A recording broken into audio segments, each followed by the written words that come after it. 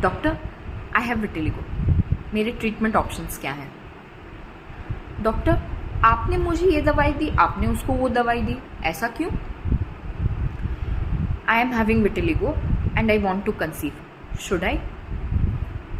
मुझे सफ़ेद दाग हैं but now I am pregnant, इस सफ़ेद दाग का क्या होगा? क्या सर्जरी एक ऑप्शन है? और अगर है तो मुझे कब सर्जरी करवानी चाहिए? डॉक्टर साहब, मुझे विटिलिगो है, मुझे क्या क्या अवॉइड करने की ज़रूरत है? मैं प्रॉपरली ट्रीटेड हो चुकी हूँ, मैंने पूरा ट्रीटमेंट ले चुका है, क्या मुझे फिर से विटिलिगो हो सकता है? ऐसे बहुत सारे क्वेश्चंस होंगे आपके दिमाग में regarding treatment of vitiligo. So let's today answer all these question. Hello, I am your डर्मैट doctor Shivani Shekhar और आपका स्वागत है डर्मा बूथ पर. तो सबसे पहले जानने की कोशिश करते हैं कि जब हम एक विटिलिगो के पेशेंट का ट्रीटमेंट करते हैं तो हमारा एम क्या होता है. As we have talked in the previous video, it is an autoimmune disease, a disease in which immune cells are trying to destroy our melanocytes. तो हमारे दो एम बन जाते हैं. पहला, इम्यून सेल्स को रोकना ताकि वो बाकी बचे हुए मेलानोसाइट्स को खत्म ना कर सकें, और दूसरा, जहां से शरीर में रंग जा चुका है वहां पर रंग वापस लाने की कोशिश. दूसरा सबसे इम्पॉर्टेंट क्वेश्चन, हमारे पास क्या क्या option. For the treatment of vitiligo, the options that we have is first medical treatment through medicines, दूसरा surgical option और तीसरा phototherapy.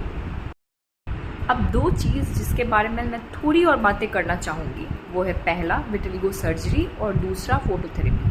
लेकिन विटिलिगो सर्जरी में आखिर हम करते क्या हैं? विटिलिगो सर्जरी में हम कोशिश करते हैं कि एक नॉर्मल जगह जहाँ पे कलर अभी भी है वहाँ से हम मेलानोसाइट्स को उठा के वैसे जगह पे डाल दें जहाँ पे मेलानोसाइट्स ख़त्म हो चुके हैं, ताकि वो मेलानोसाइट्स मेलानिन प्रोड्यूस करके वाइट पैचेस में वापस से कलर ला सकें. ऐसा करने के बहुत सारे तरीके हैं, उसके डिटेल्स में मैं नहीं जाऊंगी, but basically what your dermat is doing is a melanocyte transfer और melanocyte transplant. Second thing is phototherapy. Photo मतलब लाइट, थेरेपी मीन्स मेडिकेशन, यानी कि मेडिकेशन के लिए हम लाइट का यूज़ कर रहे हैं.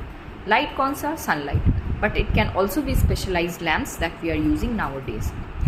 नाउ फोटोथेरेपी में जो आती है उसमें है UVA, UVB and again in UVB broad band UVB और नैरो बैंड UVB.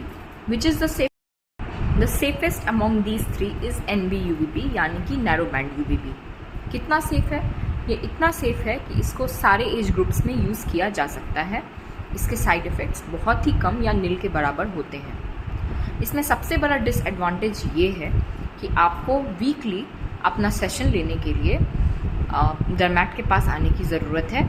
इसके लिए आपको वीक में शुरुआत में डर्मैट 2 से 3 बार बुलाएंगे और बाद में होते होते इसकी फ्रिक्वेंसी कम हो जाती है. But obviously the number of visits that you have to give your dermat is obviously more than oral medication और सर्जरी. जब आप अपने विटिलिगो के ट्रीटमेंट के लिए जाएंगे तो आपके डॉक्टर बहुत सारी चीज़ों पर गौर करेंगे आपके लिए एक प्रॉपर ट्रीटमेंट डिसाइड करने से पहले. तो वो फैक्टर्स, पहला इम्पॉर्टेंट फैक्टर है age. For example, if a child comes to me with vitiligo, उसका ऑप्शंस होंगे दवाइयाँ और फोटोथेरेपी. बच्चों में सर्जरी ऑप्शन नहीं होती है. दूसरा इम्पॉर्टेंट फैक्टर है डिजीज़ एक्टिविटी. डिजीज़ एक्टिविटी से मतलब है दो चीज़ों से. पहला, स्किन लीजन का साइज. दूसरा, number of places there are white patches. अगर किसी भी विटिलिगो पेशेंट को 1 साल तक शरीर के किसी भी नए भाग में वाइट पैचेस नहीं आते हैं और उसके एग्जिस्टिंग पैचेस का साइज भी नहीं बढ़ता है, तो ऐसे विटिलिगो को स्टेबल विटिलिगो कहा जाता है और ऐसे विटिलिगो पैचेस को ही सर्जरी के लिए एक्सेप्टेबल माना जाता है. तीसरा फैक्टर है skin type. There are 6 skin types in the world depending on the type of melanocytes found in the races, type 1 to type 6. The western population has type 1 skin, while the Negroes have type 6. What is the difference? Yes, the difference lies in the activity of melanocytes. Type 6 melanocytes ज़्यादा active होते हैं जबकि type 1 melanocytes come. So how will it determine the treatment of vitiligo? तो ये बात समझने की ज़रूरत है कि दवाइयाँ जिस चीज़ को स्टिमुलेट करती हैं वो है मेलानोसाइट्स। टाइप 6 स्किन टाइप में मेलानोसाइट्स नेचुरली ज़्यादा एक्टिव हैं और ऐसे स्किन टाइप मेडिकेशन से भी अच्छा रिस्पॉन्स देते हैं and vice versa. The fourth factor to be considered is the location of vitiligo. जी हाँ, आपके बॉडी का कौन सा एरिया विटिलिगो से अफेक्टेड है ये ट्रीटमेंट लाइन को डिफाइन करता है। The fifth factor to be considered is body surface area affected, यानी आपके शरीर का कितने भाग में वाइट पैचेस हैं। अगर आपके बॉडी सरफेस एरिया 70% से ज़्यादा अफेक्टेड है तो ऐसे केसेस में रीपिगमेंटेशन सक्सेसफुल नहीं होता। क्यों नहीं होता? क्योंकि आपके बॉडी में इतने मेलानोसाइट्स बचे ही नहीं हैं जो आपके पूरे के पूरे बॉडी को वापस से पहले वाले कलर में ले आए। तो ऐसे केसेस में हम रीपिगमेंटेशन की कोशिश नहीं करते। ऐसे केसेस में हम पेशेंट्स को सन प्रोटेक्शन एडवाइस करते हैं और साथ ही साथ बचे हुए मेलानोसाइट्स को ख़त्म करने की कोशिश करते हैं ताकि वो पेशेंट कॉस्मेटिकली ज़्यादा एक्सेप्टेबल लगे। Sixth point and the most important point is risk benefit ratio. अब मान लीजिए I have a patient of vitiligo who is more than 65 years of age और उन्हें ऑलरेडी हाइपरटेंशन की बीमारी है, चीनी की बीमारी है और हो सकता है दूसरी और बीमारियां भी हैं। तो इससे रिलेटेड सबसे पहले जानने की ज़रूरत है कि if your vitiligo is progressive, यानी नए नए जगह पे पैचेस आ रहे हैं और बहुत तेज़ी से आ रहे हैं, तो आपके डर्मैट को आपको इम्यूनोसप्रेसेंट्स पर रखने की ज़रूरत पड़ सकती है। पर क्या मैं एक ऐसे इंसान को इम्यूनोसप्रेसेंट्स पे रखना चाहूँगी जिसे ऑलरेडी दूसरी बीमारियां हैं? बिल्कुल नहीं। क्यों? क्योंकि obviously hypertension and diabetes are more grave problem than vitiligo. Vitiligo is basically a cosmetic problem. I don't want to make anyone suffer just to give him a proper skin. तो इसलिए risk to benefit ratio is very important for a doctor who is treating your vitiligo, and you should never pressurize your doctor to treat you as you want. Let your doctor treat you as they want to treat you because they know better. And obviously, the last factor to consider is treatment motivation. Vitiligo एक ऐसी बीमारी है जिसका treatment बहुत लंबा चलता है, इसमें रिलैप्सेस होते हैं and the patient should be highly motivated to come to dermat to get it treated. सिर्फ दवाइयाँ ही काफ़ी नहीं हैं, इन्हें रेगुलरली लेना और एकदम वैसे ही लेना जैसे कि एडवाइस किया जाता है, ये बहुत ज़रूरी है। इसलिए the patient should be highly motivated to get vitiligo treatment if they wanted to really get treated. अब बात करते हैं ऐसे पेशेंट के बारे में जो प्रेग्नेंट है। Yes, pregnancy and vitiligo.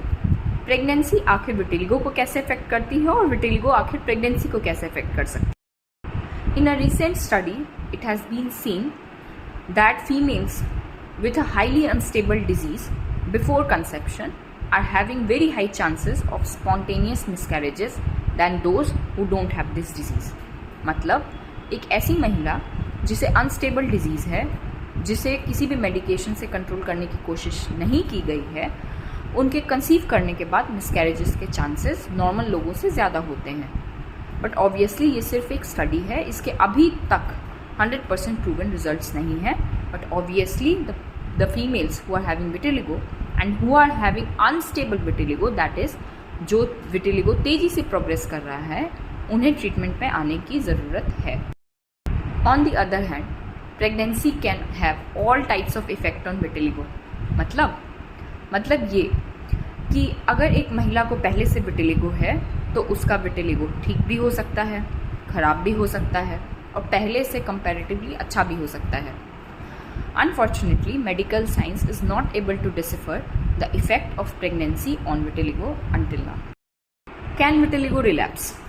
Now, this is a very difficult question for any dermatologist to answer. देखिए, vitiligo एक autoimmune disease है। नॉर्मल कंडीशंस में ऐसा देखा गया है कि अगर विटिलिगो स्टेबलाइज्ड हो चुकी है, अगर उसके एक्टिविटी को रोका जा चुका है, तो बहुत चांसेस होते हैं कि विटिलिगो वापस से नहीं होंगे। But obviously no one can give you a 100% guarantee of it. It can relapse, but chances are obviously. Now, if you're having vitiligo, what are the things you should avoid? Now these are very common things. मैं क्या क्या करने से मना करूँगी आपको।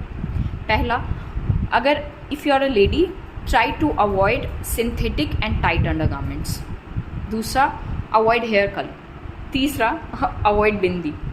चौथा, avoid lipsticks as well as nail paint. पांचवा, अवॉइड प्लास्टिक स्लीपर्स। छठा, कोई भी ऐसे नकली ज्वेलरीज को अवॉइड करें पहनना जिससे कि आपको रिएक्शन हो सकता है। पांचवा, अलता का इस्तेमाल करना बंद करें। अब मैं इतनी सारी चीज़ों के बारे में बोल रही हूँ कि ये मत करें वो मत करें, ऐसा क्यों है? क्योंकि विटिलिगो एक ऑटो इम्यून डिजीज़ है और आपकी इम्यूनिटी किसके रिस्पॉन्स में एक्टिवेट होती है ये अभी तक नहीं जाना जा चुका है। तो ऐसी जो भी चीज़ें जिनसे देखा गया है कि चमड़ा सफ़ेद होने के चांसेस होते हैं और जिससे चमड़े सफ़ेद होते आए हैं, वैसे सारी चीज़ों को अवॉइड करना सजेस्ट है। लास्टली, इस वीडियो के माध्यम से मैं आप सबको जो देना चाहती थी वो था एक ओवरव्यू। ऑब्वियसली विटिलिगो के ट्रीटमेंट के बारे में हर बात वीडियो पे बताना थोड़ा मुश्किल है, बट मैंने पूरी कोशिश की है कि मैं आपको ये आइडिया दे सकूं कि आपको विटिलिगो है तो आपको क्या जानने की ज़रूरत है और क्या नहीं जानने की ज़रूरत है। और एक मैसेज जो इसमें स्पेसिफिकली दिया गया है कि don't go to a quack, don't go to any other speciality, please go to a dermat for a vitiligo treatment because they know there are so many complexities in the treatment of vitiligo. If you have liked my video, please subscribe to my channel, comment and share.